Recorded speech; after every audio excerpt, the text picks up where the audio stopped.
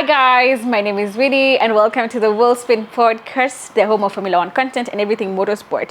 Welcome to our post-quali show, our second post-quali show. I hope you've had a good weekend thus far. This is the iconic Japanese Grand Prix week. We are racing around the iconic 8-figure layout Suzuka International Circuit.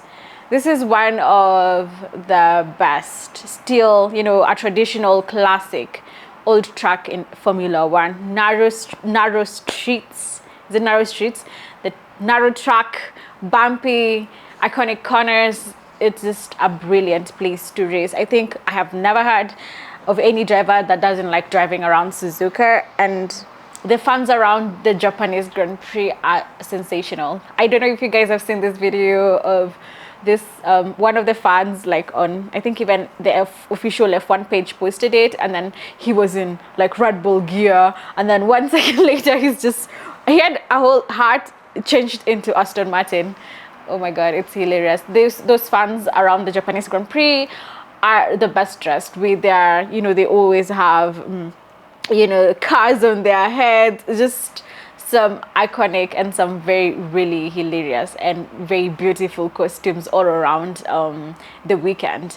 So this is Suzuka. We're coming in here, coming from Australia, big headlines coming from that race being we had our first non-Red Bull race winner in like almost 20 races, is it? Yeah, since Singapore. Is it 20? I don't know.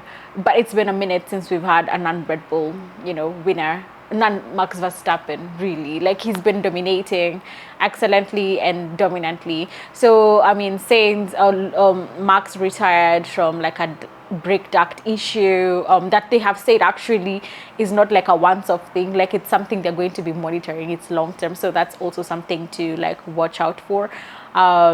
Yeah, that's really like interesting. So of course we came into this Grand Prix. If you've not checked out, we did a video as it's on our TikTok account, the Wheelspin Podcast, where we talked about what to expect from this weekend. And now quali is done. Practice FP1 was good running for the teams. Apart, I think let me see, let's start from what was new coming into this weekend. Several teams were bringing upgrades, including Red Bull, Ferrari as well, and Aston Martin mostly. They even were running like some aero rigs, like they had them be in FP1 to just, I think, monitor and get data and see what they can, if, I don't know, they were running, they had brought quite a number of upgrades.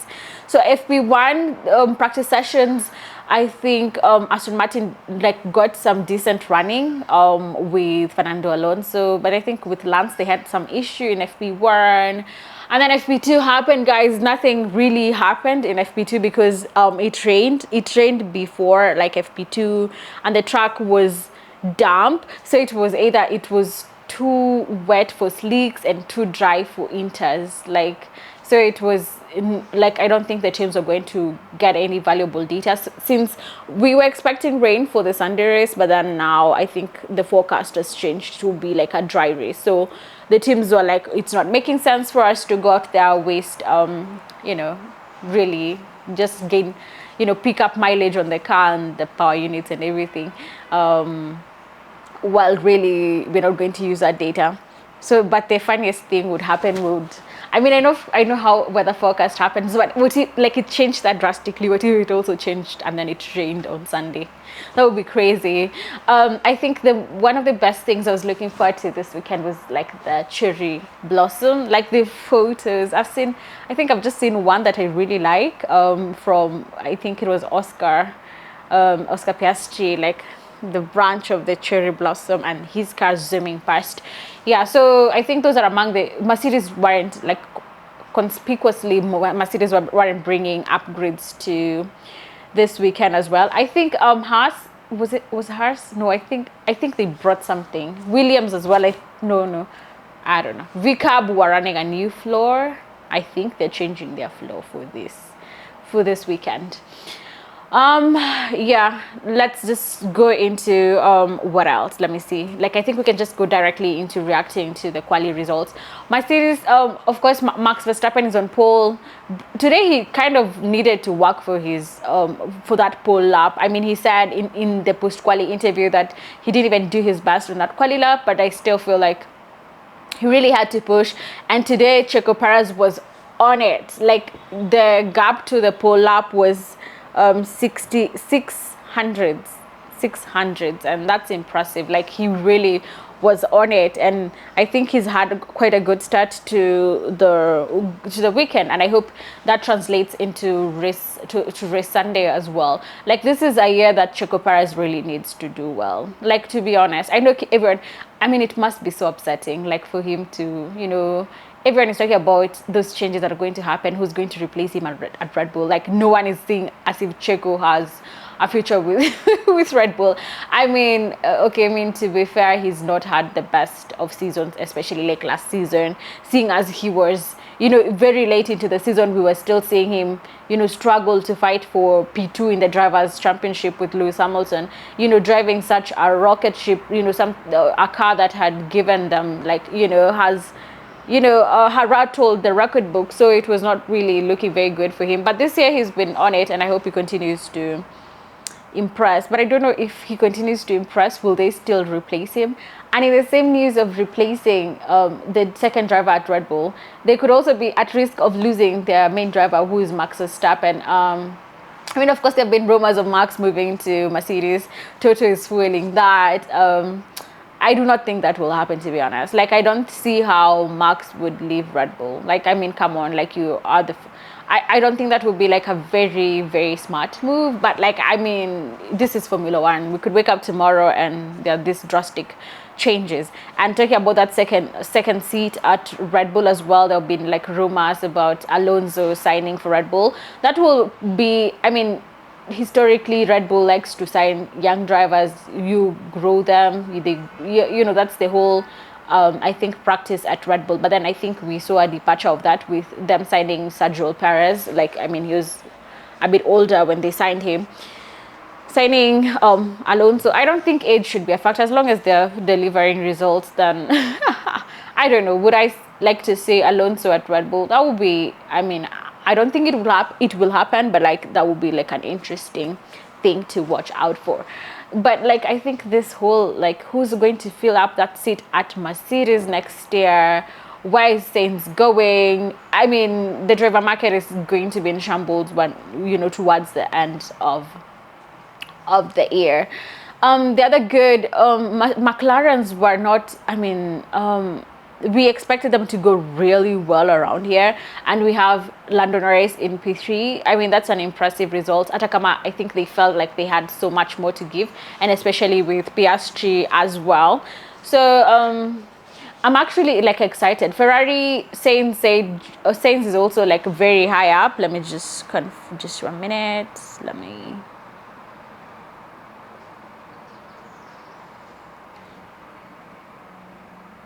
Yeah, Sainz is in P4, a very strong P4. He's been the faster Ferrari across the weekend. Charles Leclerc seems not to be one with the car. And here, like the test in Suzuka, it's, it's the driver against the clock, the ticking clock, and like, but you also have to be in one. This is a track that demands total confidence because it's testing the driver to the absolute limit. This is a track that requires you to be like very confident in your car and in the way that you're throwing around your car, you're tackling the fast speed corners, such as the iconic 130R, there's the S's, there's like so much. So driver confidence around here is very key, and I think Charles Leclerc has lacked. I don't think he seemed to be one with his car this weekend. I hope everything comes together for him tomorrow during the race. He qualified P8. He only had one run in Q3 because he was only left with one set of soft tires, because he ended up using another extra set in Q1 to actually even like make sure that he gets out of Q1. I think they stayed a bit more in the garage. It was a lot I think he's just not seemed very confident with his car this weekend, whilst Carlos Sainz has been on it, and he's not taking any prisoners this weekend. So him qualifying before and him saying, "Here's, I feel like they're a bit closer to Red Bull." Like, this is like a good thing for Ferrari. Now they're showing that they have like an almost all-round car, in tracks that are like low downforce dependent, high downforce. Like, that's the good thing. That's the good like takeaway for them. Like, they want to show that they're going to come into this season with a car that goes well everywhere. It's not a specific car that only does well in track specific. It's not a track specific car. It's a well-round car, and I feel like that's going to be quite good for them, depending on how well they do tomorrow, because that's when you get the points tomorrow. So McLaren, they look quite competitive with Lando. PSG, I think he could have done better, and I'm so sure he'll go feeling that way. He has P6.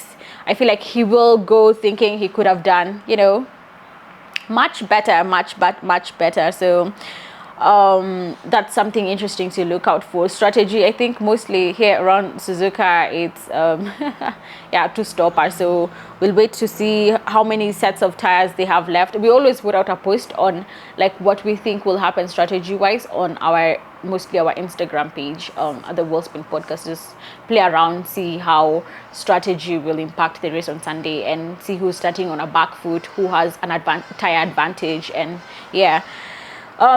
yes, the upgrades on the Aston Martins are working. I think Lawrence Stroll was in his bag. Like, there's something good that they're doing there at Aston Martin, and like, this is good for them. The upgrades seem to be working. Yeah, it was a very bad outing for Stroll, down in P16, Q1 exit. But his story, like, he's not done very well around Suzuka. He does not go well around here, but Alonso seems to enjoy the car, so I'm hoping that is something they can celebrate about tomorrow. Like, they can get good results. Like, tomorrow's race is looking very yummy. I mean, yes, it's looking very good. Let's go to the Mercedes. My people are Mercedes this weekend. At least they haven't run any fishy pre-planned experiments. This is what happens, like, once you start, you have a baseline, you have grounded your car, your team from the word-go FP1. You're not making funny fishy changes in the car that you're like, oh my god, what did we do? And this is a car that W15 has proved to be like a very sassy car. Like, it's very sensitive, so it's good for them. Like, it's nice. I think I hope this proves to them that they can just come. They don't have to do like extreme changes. They don't have to do like, they don't have to really do the most. Like, they can just come.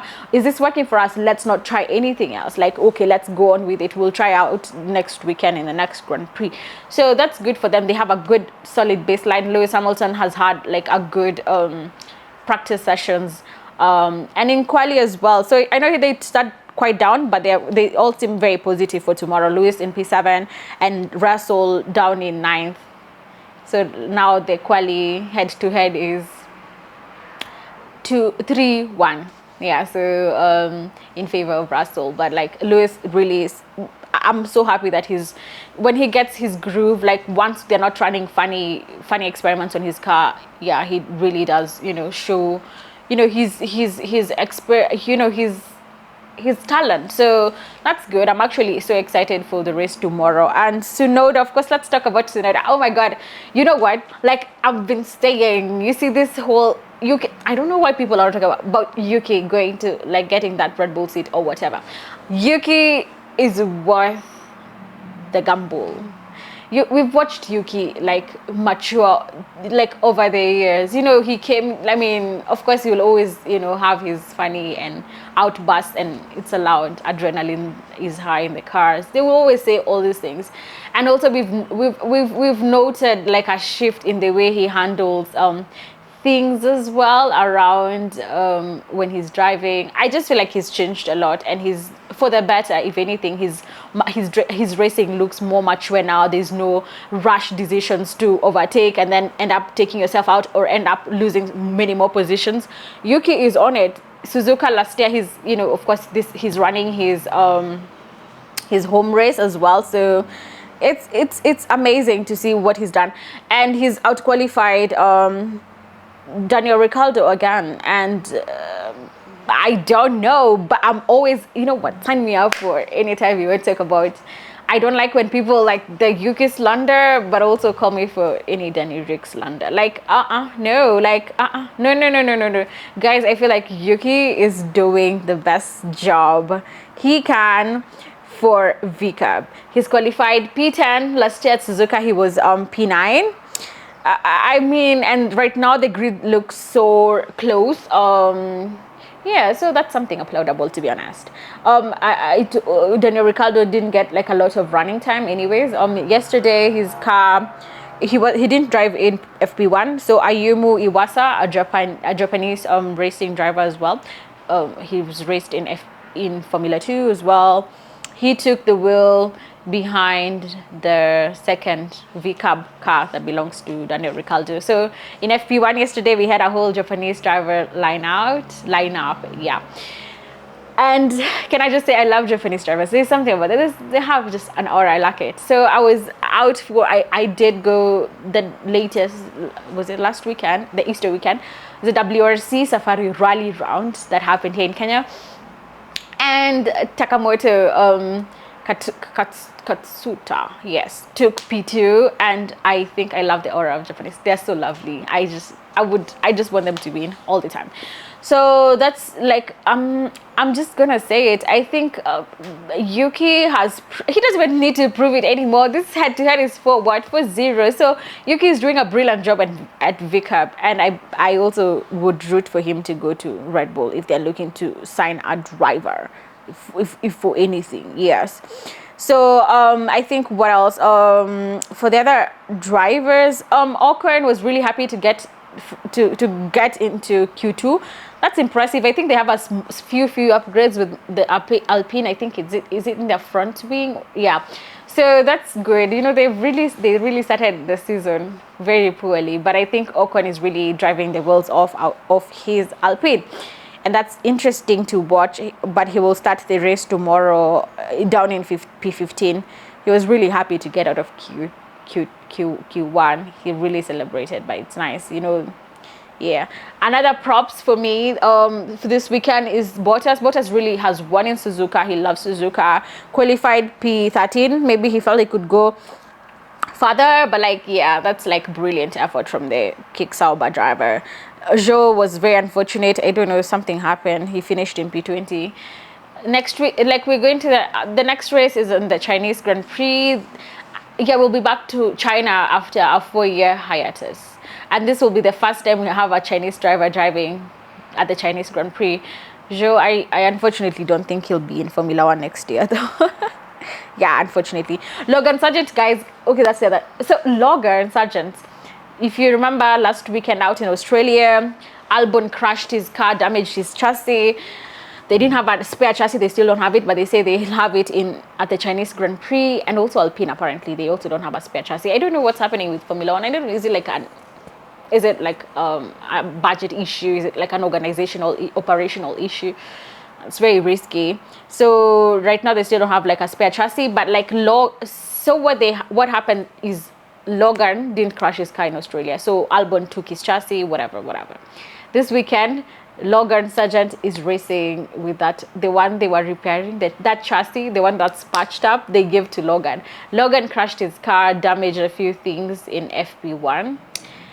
They weren't even ready to run in FP2, but anyway, I felt like that worked in their favor because no one really ran in FP2 due to the damp weather conditions. So that's like something. I also don't think they're very keen on getting him to stay for next year. So this will really, you know, cost a few. I feel like we'll have new faces next year in Formula 1. And yeah, so Williams, they really are looking Sargent down in P19 and Albon in P14. So that's just something. Haas, I think they're still trying very much. Aya Komatsu, this is also his first home race as a team lead, as a team principal. Aya Komatsu, remember, replaced Gunther Steiner as team principal for Haas. I think they're really doing well. They've had a very good very good, interesting start to the year as well. But then, look, Gunther Steiner is the official, I think, ambassador for the Miami Grand Prix that will come after the Chinese Grand Prix. That's interesting. It's been fun to see him tap into his acting and influencer era. Like, yeah, that's really, really interesting. Oh yeah, so I think that's it. We introduced a new segment in our First Quali show, like generally like on our podcast, where we'll be in honor. This is a track where you'll find some bee house, some bee structures. It's not apiary really, it's like some structures for the bees, a project that Sebastian Vettel started for the bees. I told you guys the bees are very important. We should protect the bees. Yeah, so let me start my so we started this segment where we have the sting of the weekend so far. There's the honey, and then there's the bee, which is like the main event. So the main event I know we didn't do the debrief for the Australian Grand Prix last weekend. Apologies for that. And unfortunately, we also won't be doing a debrief for the Japanese Grand Prix this Sunday. That's why you're getting this post-quali show. So the sting for last weekend was, of course, the sting for the Australian Grand Prix was, of course, Albon getting Sargent's chassis, even though it's not him who crashed. The honey was Fred Vasseur signing Liam Lawson's bag. That was such a cute video. You can go back to that particular episode. It's just the one before this.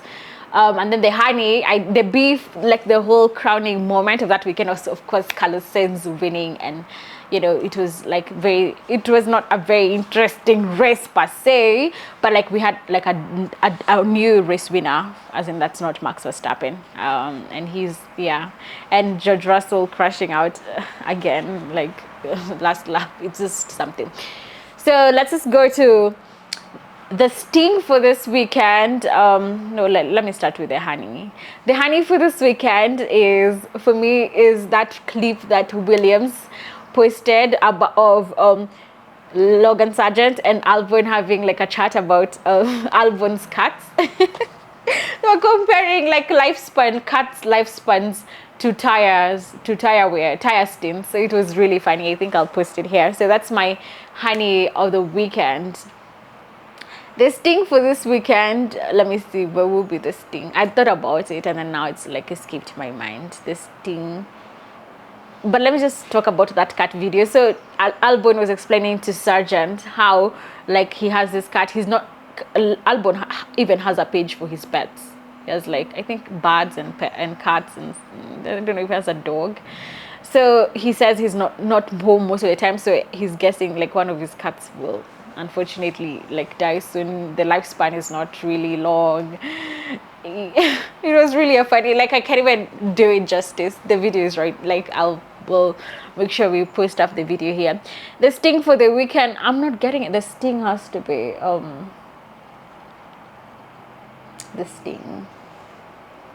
What has really hurt this weekend? Really nothing. I think I will try to at the Chinese Grand Prix debrief that I promised will be there. I will try to tell you about this thing for this weekend and the B as well, because I have not seen anything that's like the crowning. Yeah. Yes, I don't think I have seen anything that's like, yeah. No. Yeah. So that's it for, I think I handled everything. It's also like I saw an interesting interview done by Max Verstappen addressing, he was being asked about women in motorsport. Does he, Max is very big on sim racing. I even think he has a team as well that supports like drivers who do sim racing.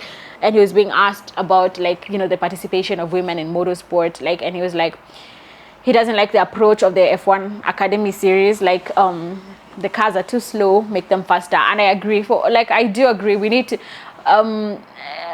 to make sure that these projects are sustainable. And I think Susie Wolf has also did a very interesting there was an article done on her, and basically an interview where she's saying she's very big on making this project a sustainable one, to ensure that we have these talents being retained, not just coming to F1 Academy and then what happens to you. So that's really something Max really alluded to, that maybe make the cars a bit faster. I know he doesn't understand, like, what do they gain from now in F1 Academy. The F1 teams have like a livery in F1 Academy, But I feel like that's good. You're exposing those young girls, young drivers to the resources of these big F1 teams. They can, have access to the training, physical training, mental training, seeing how the teams work behind the scenes. That's invaluable, like, input. That's like, I feel like that's a very important resource as well. And the screen time as well, because at the end of the day, motorsport is a very expensive sport. So that publicity helps with getting sponsors and everything. But I feel like that's also like another discussion for another day as well. So congratulations to Max Verstappen for another pole, and I'm really looking forward to the race tomorrow. So thank you so much for tuning in. Don't forget to subscribe to our YouTube channel, to also follow us on whatever podcast platform you're streaming us from, and follow us on all our social media handles at the Worldspin Podcast. Thank you so much, and have a lovely weekend ahead. Bye.